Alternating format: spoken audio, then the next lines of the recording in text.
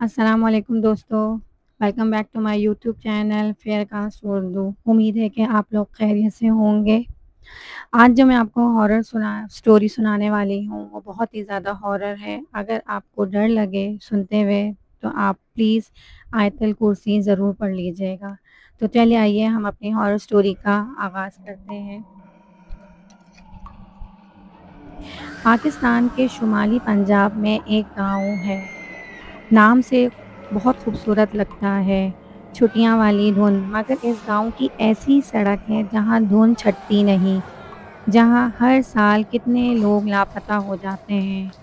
وہاں رات کے وقت کسی کا جانا منع ہے، لوگ اسے خون والی سڑک کہتے ہیں۔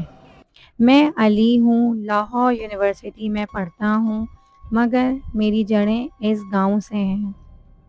گرمیوں کی چھٹیوں میں اپنے نانا کے ہاں آیا۔ ایک رات کزنس کے ساتھ بیٹھا ہوا تھا کہ باتوں باتوں میں خون والی سڑک کا ذکر چھڑ گیا۔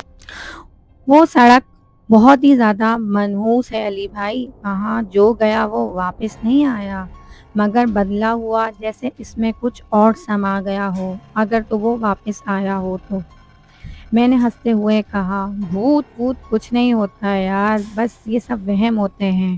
اور اسی رات قسمت نے مجھے خود وہاں پہ کھینچ لیا۔ رات 12 بجے کا وقت تھا، ہر طرف خاموشی تھی۔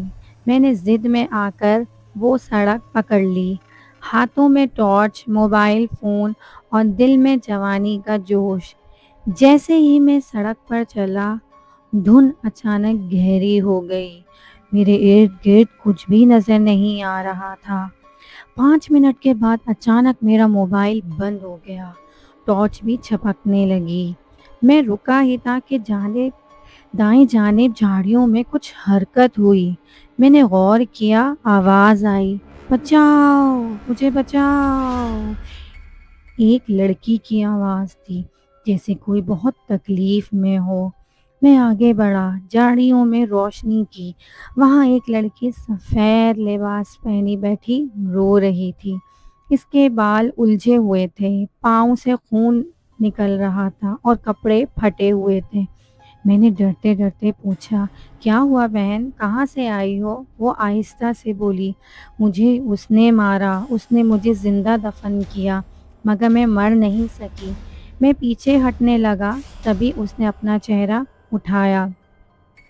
اس کا آدھا چہرہ جلا ہوا تھا، آنکھیں کوئلے کی طرح سرخ اور منہ سے خون بہہ رہا تھا۔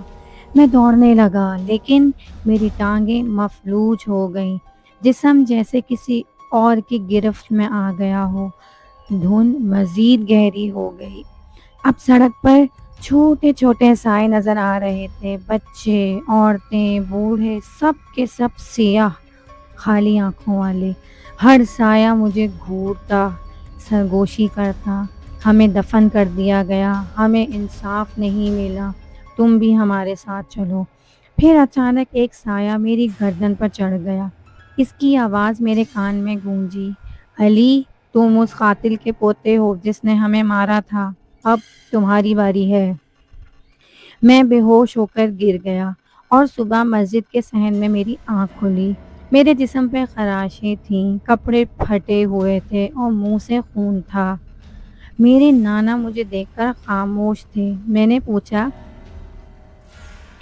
یہ سب کیا تھا؟ نانا کا چہرہ زرد پڑ گیا۔ انہوں نے بتایا، تمہارے پردادا زمیندار تھے، انہوں نے کئی بے گناہ لوگوں کو زمین کے جھگڑے میں قتل کیا تھا اور ان کی لاشیں اسی سڑک کے نیچے دفن کر دی تھیں۔ تب سے وہ سڑک بدروحوں کا ٹھکانہ بن گئی ہے۔ اب وہ روحیں ان کی نسل کو ایک ایک کر کے بلاتی ہیں اور بلا رہی ہیں۔ اس دن کے بعد میں ہر رات اس سڑک کے خواب دیکھتا ہوں۔ سفید لباس والی وہ لڑکی میرے خوابوں میں آتی ہے، کہتی ہے، بس ایک بار پھر آؤ، میں تمہیں ہمیشہ کے لیے آزاد کر دوں گی۔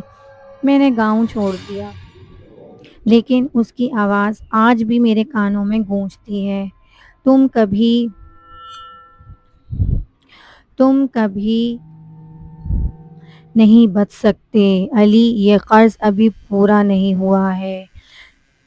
آج بھی اس سڑک سے روزانہ دھند اٹھتی ہے، کئی لوگ اس پر چلنے کی ہمت کرتے ہیں مگر صبح ان کی صرف لاشیں ملتی ہیں یا پھر وہ بے ہوش ہو جاتے ہیں، پاگل ہو جاتے ہیں یا بولنے کے قابل ہی نہیں رہتے۔ گاؤں والے اب بھی بچوں کو سونے سے پہلے کہتے ہیں بیٹا کبھی بھی خون والی سڑک پہ مت جانا۔